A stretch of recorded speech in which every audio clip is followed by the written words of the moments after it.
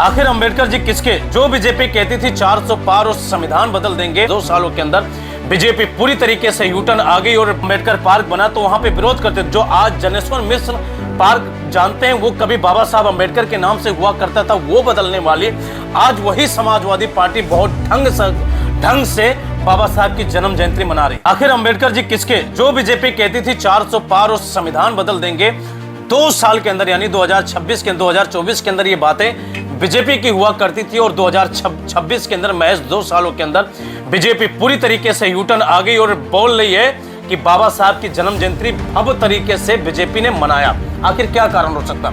वहीं पे समाजवादी पार्टी जो बाबा साहब की विरोध करते थे, जब स्मारक बना लखनऊ के अंदर बाबा अंबेडकर पार्क बना तो वहां पे विरोध करते थे। जो आज जनेश्वर मिश्र पार्क जानते हैं, वो कभी बाबा साहब अंबेडकर के नाम से हुआ करता था, वो बदलने वाली आज वही समाजवादी पार्टी बहुत ढंग से बाबा साहब की जन्म जयंती मना रही। आखिर ये छलावा तो नहीं है? और लोग कंफ्यूज है, जो बाबा साहब को मानने वाले, जो भीम को मानने वाले, वो कंफ्यूज है भाई साहब बीजेपी के या अंबेडकर जी हैं या सपा के हैं या बीएसपी के हैं, बड़ा कंफ्यूज है। तो चलिए इन सभी बातों का हल निकालते हैं और रिसर्च करके बात करते हैं कि आखिर क्या कारण हुआ जो बीजेपी रोड पे आकर के बाबा साहब की जयंती मना रही है। तो भैया पहली बार देख रहे हैं तो फॉलो कीजिए। तो बिना देरी के स्टार्ट करते हैं।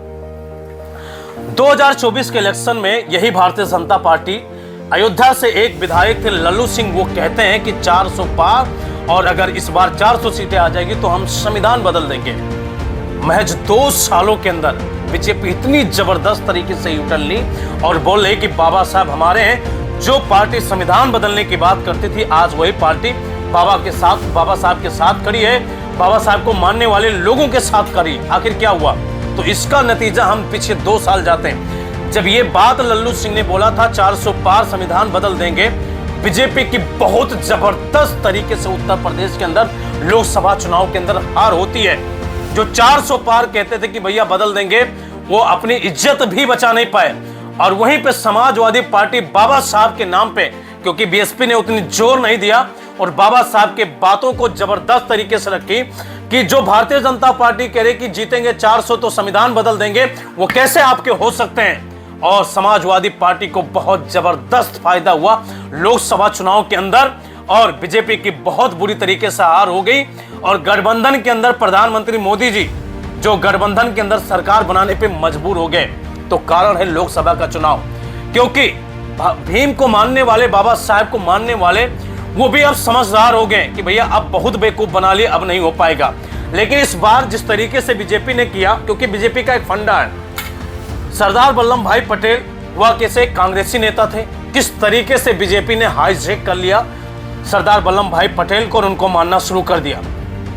धीरे धीरे बीजेपी इस तरीके से आ जाएगी कि आप कंफ्यूज हो जाएंगे। आने वाले 4 साल, 5 साल, 10 साल के अंदर इस तरीके से बाबा साहब की जन्म जयंती मनाएगी, बाबा साहब की हर उन बातों को फॉलो करेगी। आपको लगेगा कि फॉलो कर रहे हैं, लेकिन अंदर से कुछ भी नहीं होगा, सिर्फ बाहर से होगा हम मान रहे उनकी बातों के, लेकिन आपके लिए कुछ करने वाले नहीं।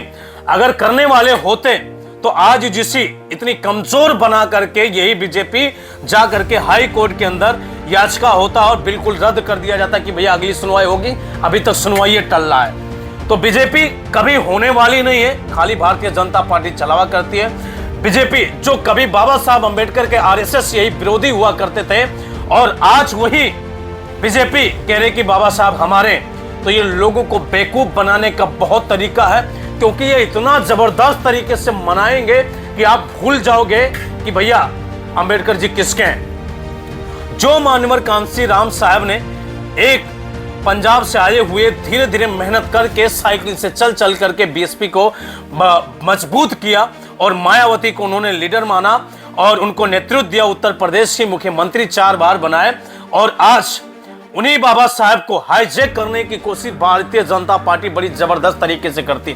अब मेरा सवाल, अगर आप बाबा साहब को मानते हो तो बाबा साहब के जो भी दलित हैं, पिछड़े हैं, आदिवासी समाज के लोग हैं, काहे नहीं आप जितने भी विश्वविद्यालय उत्तर प्रदेश के अंदर उसमें जो ये रिजर्वेशन की सीटें हैं एससी समाज के लोगों के, शेड्यूल कास्ट के लिए ओबीसी की, काहे नहीं दे रहे हो?